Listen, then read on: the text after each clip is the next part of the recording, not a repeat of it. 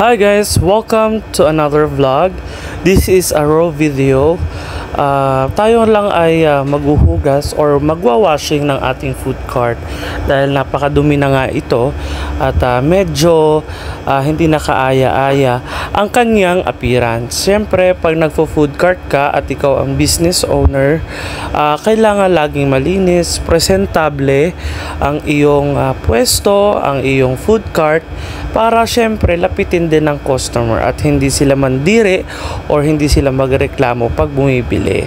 Siyempre, unang-una, ang food cart na ito ang nagbibigay sa atin or sa inyo ng pagkakakitaan or income para sa pang-araw-araw na gastos natin or pang-araw-araw natin na ipon or kita, diba?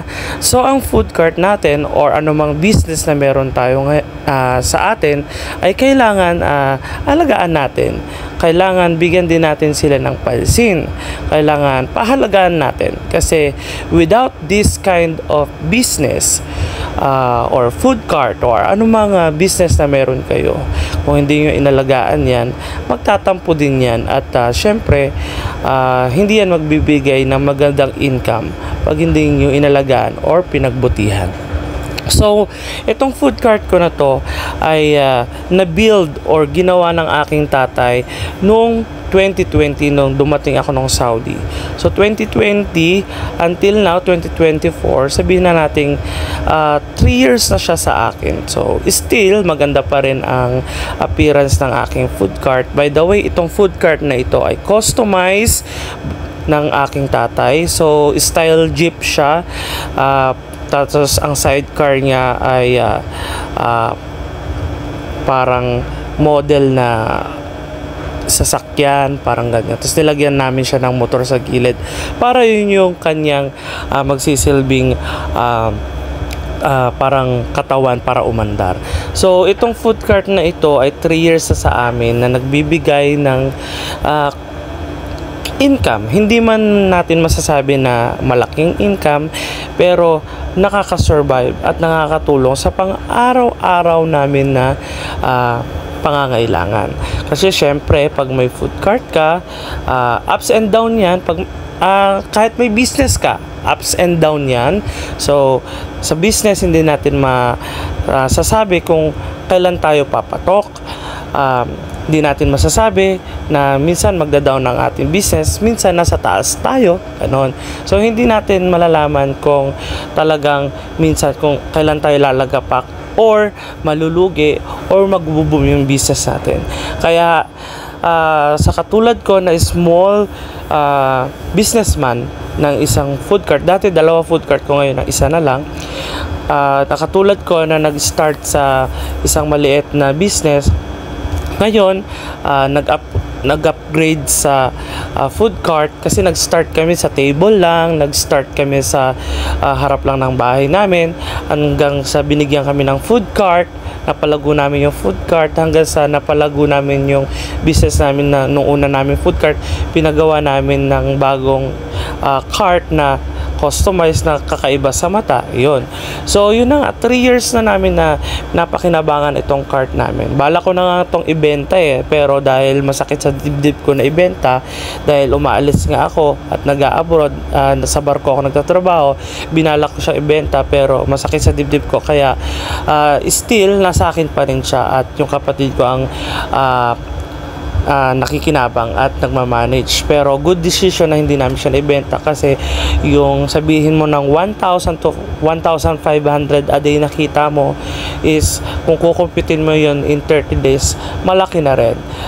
I-compare mo sa mga nagtatrabaho contractual sa ibang company na sumasahod ng 600 a day, may gagalawin pa nila pang allowance or pangkain or sa ano man na mga expenses nila sa pang-araw-araw, medyo maliit kung susumahin. Pero kung ikaw ay isang business owner na tulad ko, small businessman yan or malaki, napakaganda. Simulan mo na at pagbutihin mo kasi napakalaki ng dinudulot ito at napakaganda ng maibibigay nito sa pang-araw-araw natin na pangangailangan. pangangailangan, lalong-lalo na dahil napakamahal ng bilihin ngayon. Dapat nag-i-start ka na mag-business. Kung meron man, pagbutihin mo. Tulad ko, ito, winawashingan ko, nililinis ko yung food cart ko para naman, syempre, ma-feel din ng food cart ko na inaalagaan ko siya at meron pa rin akong care sa kanya na kahit sagsag siya araw-araw na ginagamit, kailangan inaalagaan pa rin siya. Parang baby lang yan na kailangan habang pinapalaki mo, pinapalago mo yung or pinapalaki mo yung baby mo, inaalagaan mo yan, nililinisan, binibihisan para maging maganda yung output pag lumaki. Ganon din ang food cart, ang business, kailangan inaalagaan, kailangan pinipinturahan, nililinisan, binibihisan, pinapaganda para yung outcome niya pagdating sa ibang tao ay maganda at magbibigay ito ng magandang resulta sa inyong business. Tulad ko na small business man na nag-start sa isang maliit na pagninegosyo, mahirap talaga kasi syempre ups and down, minsan malulugi ka, hindi talaga lingid sa ating kaalaman na malulugi ka at kailangan mo ulit maglabas ng puhunan. Minsan naman talaga na magbibigay siya ng magandang kita. So pag nagbigay siya ng magandang kita once, kailangan mag-ipon ka at magtabi ka ng mga dapat mong isubi, like for maintenance, kung sa mga other expenses mo, magtabi ka para sa iyo, sahuran mo yung sarili mo, sahuran mo yung tao na ginagamit mo. Lahat yon kailangan nakadivide. So as a small businessman, natutunan ko na sa business kailangan hindi mo kailangan na nakapagtapos ng college, as long na kaya mong i-manage yung cart mo, na kaya mong parang i-compute or i-segregate yung dapat mong i-segregate pagdating sa kita, hati-hatiin mo, i-divide mo, alam mo yung procedure, alam mo yung ibebenta mo, mapag-aaralan mo yan.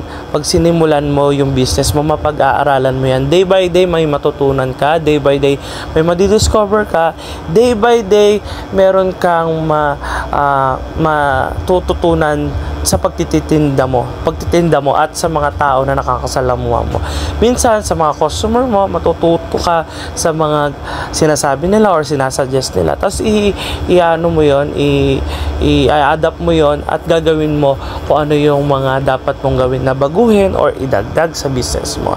Ayun nga, itong cart na to is 3 years sa akin, no? So kung 3 years, malaking income na rin ang naibigay niya sa amin since nung pandemic until now. So maliit man ang kita, pero pag pinagsama-sama, napakalaking bagay. Basta akong maglinis. Linisan nyo yung mga gamit nyo, linisan nyo yung mga ginagamit nyo sa business para swerte.